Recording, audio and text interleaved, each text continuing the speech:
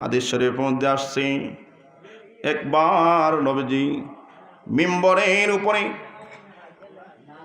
এক পা মোবারক একটা মিম্বরের উপরে রাখলেন, রাখার পরে আমিন বললেন। আবার দ্বিতীয় পা মোবারক মিম্বরের উপরে রাখলেন, আমিন বললেন। মিম্বরের উপরে বসলেন, আমিন বললেন। কয়বার বললেন? তিনবার। তিনবার আমিন বলেছেন নবীজি। খুতবা দেওয়া শেষ, সাহাবে একরাম নবীকে প্রশ্ন করলেন, ইয়া রাসূলুল্লাহ, ইয়া হাবিবাল্লাহ, ওগো আল্লাহর রাসূল, আপনি এর আগে কখনো কোনদিন মিম্বরে দাঁড়াইয়া তিনবার আমিন বলেন নাই?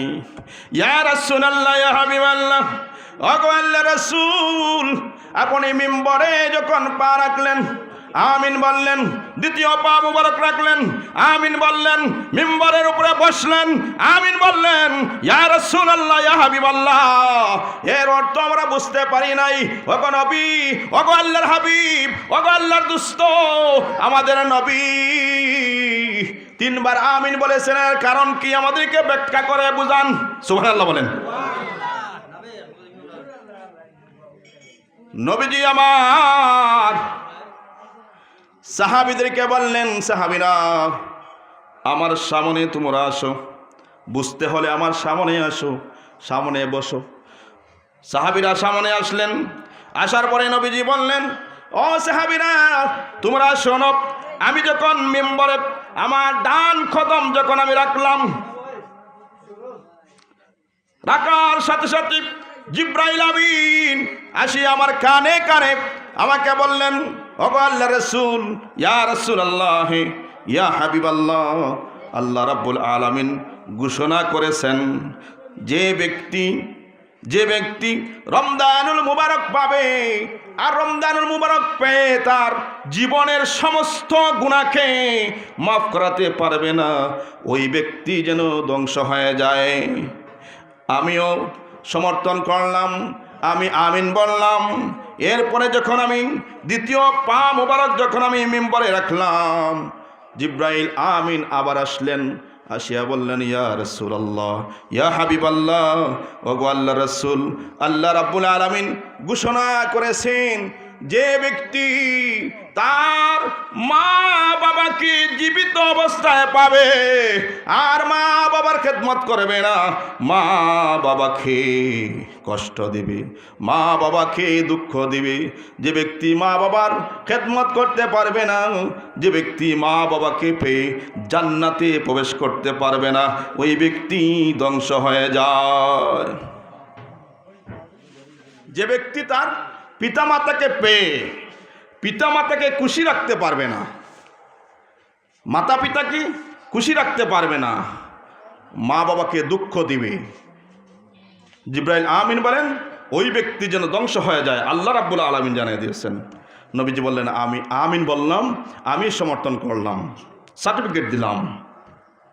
তৃতীয়বার যখন আমিন বললাম, ও সাহাবীরা তোমরা শোনো, জিব্রাইল আমিন আসিয়া আমার কানে কানে বলে দিল, ও আল্লাহর হাবিব, আল্লাহর দোস্ত, আল্লাহ রাব্বুল আলামিন জানিয়ে দিয়েছেন, ঘোষণা করেছেন, যেই ব্যক্তির সামনে আপনার নাম মুবারক উচ্চারণ করা হবে, নাম মুবারক নেওয়া হবে, আর আপনার নাম মুবারক শুনিয়া যে ব্যক্তি আপনার উপরে দুরূদ শরীফ পাঠ করবে না, ওই ব্যক্তি ধ্বংস হয়ে যায়।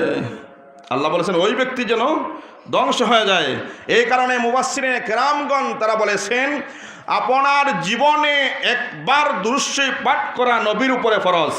সুবহানাল্লাহ বলেন, কথা বুঝবেন। আপনার জীবনে নবীর উপরে দুরূদ শরীফ পাঠ করা আপনার জন্য জীবনে একবার দুরূদ শরীফ পাঠ করা ফরজ, দুইবার দুরূদ শরীফ পাঠ করা ওয়াজিব, বারংবার দুরূদ শরীফ পাঠ করা মুস্তাহাব। সুবহানাল্লাহ বলেন।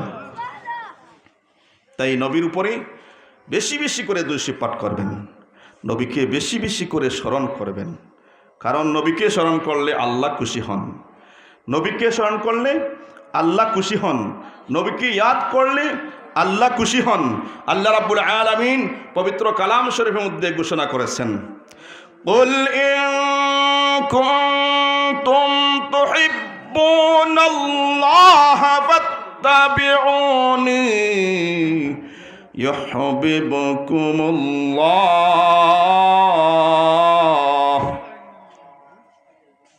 আল্লাহ রাব্বুল আলামিন পবিত্র কালাম শরীফের মধ্যে নবীকে সম্বোধন করে বলেন কুল, আপনি বলুন। সুবহানাল্লাহ বলেন। আল্লাহ বলেন কুল। কুল শব্দ দিয়ে বোঝানো হয়েছে, নবীকে বলা হয়েছে, হে নবী, হে পয়গম্বর, হে আমার দোস্ত, আপনি বলুন। সুবহানাল্লাহ বলেন। কুল ইন কুনতুম তুহিব্বুনাল্লাহ, যদি কোনো ব্যক্তি আল্লাহকে পাইতে চায়, আল্লাহকে খুশি করতে চায়, আল্লাহকে যদি কোনো ব্যক্তি মহব্বত করে, আল্লাহকে যদি কোনো ব্যক্তি ভালোবাসে, আল্লাহর ভালোবাসা পাইতে যদি চায়, তাহলে আল্লাহ বলেন, হে নবী, আপনি বলুন, আপনার যেন অনুসরণ করে, অনুকরণ করে, আপনার এতায়াত যেন করে। সুবহানাল্লাহ বলেন। যদি আপনার এতায়াত করে, আপনার অনুসরণ করে, অনুকরণ করে, আপনাকে ভালোবাসে, আপনার কথা স্মরণ করে, তাহলে আমি আল্লাহ তাকে ভালোবাসবো। পবিত্র কালাম শরীফের মধ্যে ঘোষণা করেছেন আল্লাহ। তাই নবীকে ভালোবাসতে হবে।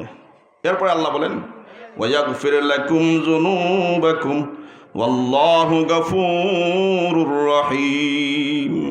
আল্লাহ বলেন, যে ব্যক্তি নবীর অনুসরণ করবে, অনুকরণ করবে, যে ব্যক্তি নবীর এতাত করবে, নবীর আদর্শ মোতাবেক যে ব্যক্তি চলাফেরা করবে, হাদিস অনুযায়ী, কোরআন অনুযায়ী যে ব্যক্তি চলাফেরা করবে, তার জীবনকে পরিচালনা করবে, তার জীবনকে গঠন করবে, হাদিসের নূরে তার জীবনকে নূরান্বিত করবে, কোরআনের নূরে তার জীবনকে নূরান্বিত করবে, ওই ব্যক্তিকে আল্লাহ রাব্বুল আলামিন তার জীবনে যত গুনাহ আছে সব গুনাহ আল্লাহ মাফ করে দিবেন। তাই নবীকে মানতে হবে। নবী ছাড়া আল্লাহর কাছা নিতে পারবেন না। নবীকে খুশি রাখতে হবে। এই যে দেখছেন ঈদে মিলাদুন নবী হচ্ছে না? হ্যাঁ, ঈদে মিলাদুন নবী, নবীর গুণগান গাওয়া হচ্ছে না? হ্যাঁ, আমরা নবীর গুণগান গাই, সব সময় গাবো ইনশাআল্লাহ। যতদিন আমাদের দেহে প্রাণ থাকবে আমরা নবীজির উপরে দুরূদ পাঠ করব। যতদিন আমাদের এই কণ্ঠ থাকবে আমরা নবীর উপরে দুরূদ পাঠ করব, নবীজির গুণগান গাবো। যতদিন আমাদের এই জবান থাকবে আমরা নবীর গুণগান গাবো, তারিফ প্রশংসা করব। ঠিক না বেঠিক? মগজে কোরআন রুহে ঈমান জানো দিন, মগজে কোরআন রুহে ঈমান জানো দিন, হাসতে হবে রহমাতুল লিল আলামিন। সুবহানাল্লাহ বলেন। আল্লামা ইকবাল বলেন যে যাদেরকে আল্লাহ রাব্বুল আলামিন জ্ঞান দিয়েছেন, বুদ্ধি দিয়েছেন, বোঝার মতো শক্তি দিয়েছেন, তারা জানে নবীর ভালোবাসার নাম হলো ঈমান।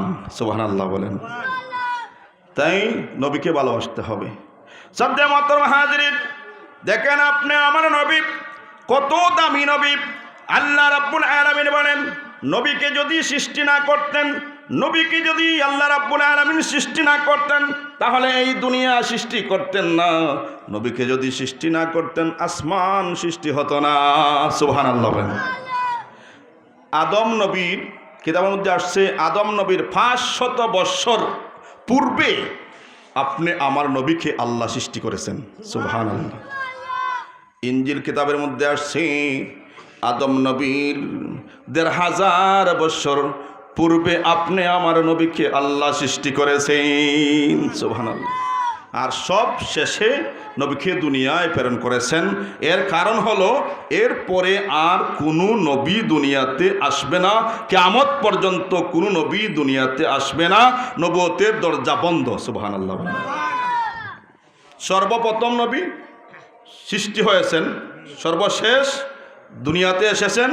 এর কারণটা হলো এরপরে আর কোনো নবী দুনিয়াতে আসবেন না।